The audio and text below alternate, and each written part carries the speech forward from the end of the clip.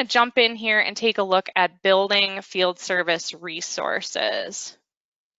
So within the application, we field service is the tool that we're using, and so that's a model-driven app available. And you'll see, up at the top, we have a new selector for field service.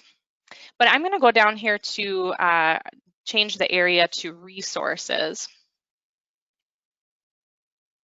And here you'll see in the left-hand navigation, there's a lot of settings you can do, but primarily we're going to be looking at resources, characteristics or those skills, and then categories or roles in the system.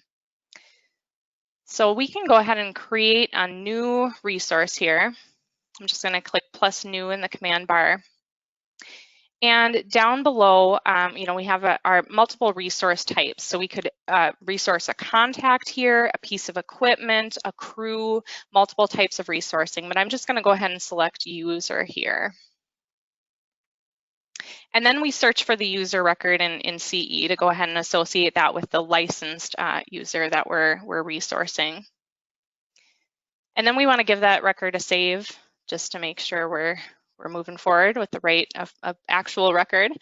Moving to project service here, this is where we build out those skills and resources. So let's just start with skills and click on a new bookable resource. And I'm going to give Carlos a specific characteristic here.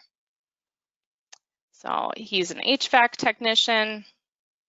And then we can apply a proficiency or a rating value here. And so I'm gonna say he's a rock star. Now those rating values are customizable, obviously, so you can really make them be what resonates with your company.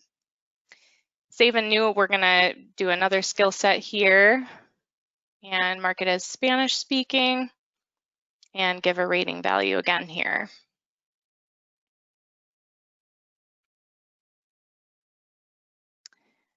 All right, so save and close that. And now I need to give Carlos a role in the system. So I'm going to go ahead and open this up, give him a new bookable resource category. I'm going to search for the resource category first. I feel like it's a little bit easier to name that if you know what you're choosing. So we're going to go ahead and select job supervisor here. And then I might get a little more specific with the naming convention. So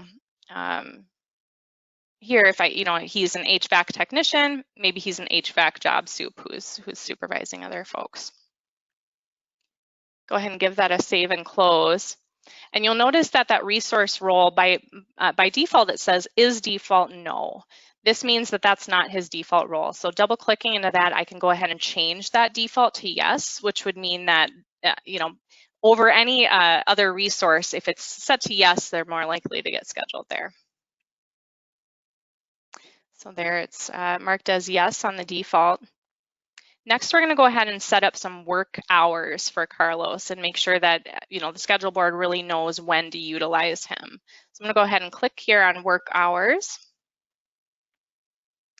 And here you'll notice by default we have the default or the background calendar available. And so everyone gets that automatically, but we can specify specific work hours per resource here. And so go ahead and delete these.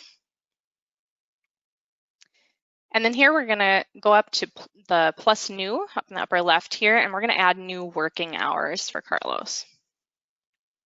And this should seem pretty similar, right?